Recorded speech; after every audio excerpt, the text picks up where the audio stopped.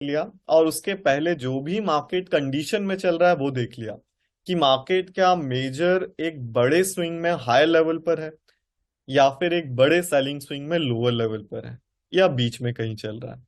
तो ये दो रेंज अगर मार्क कर लेंगे तो पूरा क्लैरिटी डेवलप हो जाएगा। तो जैसे यहां मैंने रीसेंट रेंज मार्क कर दिया, इसके पहले का ये जो बड़ा बाइंग स्विंग चल रहा था, तो ये बड़ा बाइंग स्विंग मार्क कर दिया।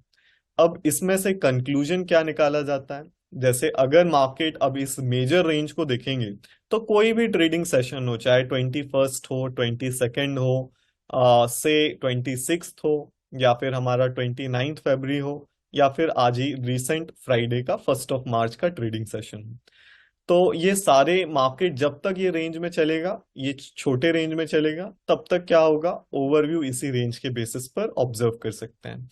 एक बार अगेन ऑल टाइम हाई पर चला गया या कोई भी लेवल ब्रेक करता है, तो ये नया रेंज फिर स्मॉलर रेंज को अपडेट कर दिया जाता है।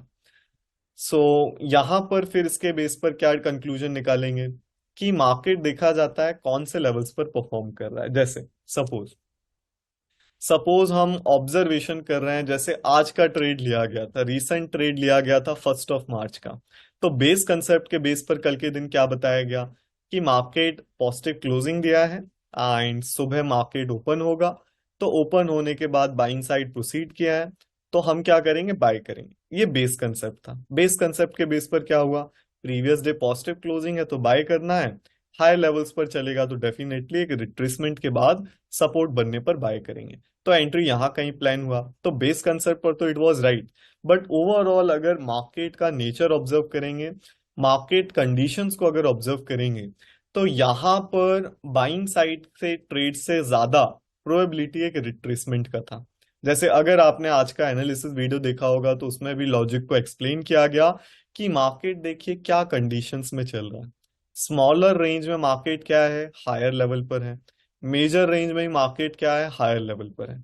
बट जनरल मार्केट का जो एक बिहेवियर होता है कि सपोज ये मार्केट रेंज में है, तो किसी भी दिन कहीं पर भी देखिए अगर मार्केट क्या करे, चाहे स्मॉलर रेंज का या फिर तो मेजर रेंज का, अगर मार्केट लोअर लेवल टेस्टिंग किया है एंड लोअर लेवल से अगर सिंगल स्विंग में मोमेंटम हो रहा है, तो ज्यादा प्रोबेबिलिटी क्या है कि मार्केट का जो नेचर है कि मार्केट कंटिन्यूअस मोमेंटम नहीं करेगा। कि अगर सपोर्ट लेवल टेस्टिंग हुआ है, मतलब वीकनेस था, सपोर्ट पर क्यों आ गया मार्केट, सपोर्ट तक क्यों गिर गया? अगर बायर्स में इतना स्ट्रेंथ होता, इतना बायर्स अगर स्ट्रांग होता, तो क्या इस छोटे रेंज में क्या सपोर्ट तक गिरने देता? The answer is no. अब जनरल प्राइस बिहेवियर क्या होता है, सपोर्ट तक क्यों नहीं गिर पाता है अगर ऊपर जाना होता है? तो ये प्राइस का कुछ स्विंग का नेचर होता है। तो ये स्विंग के बेस पर एक हमेशा हायर लो का क्रिएशन क्यों होता है? क्योंकि मार्केट में डिमांड ज्यादा है।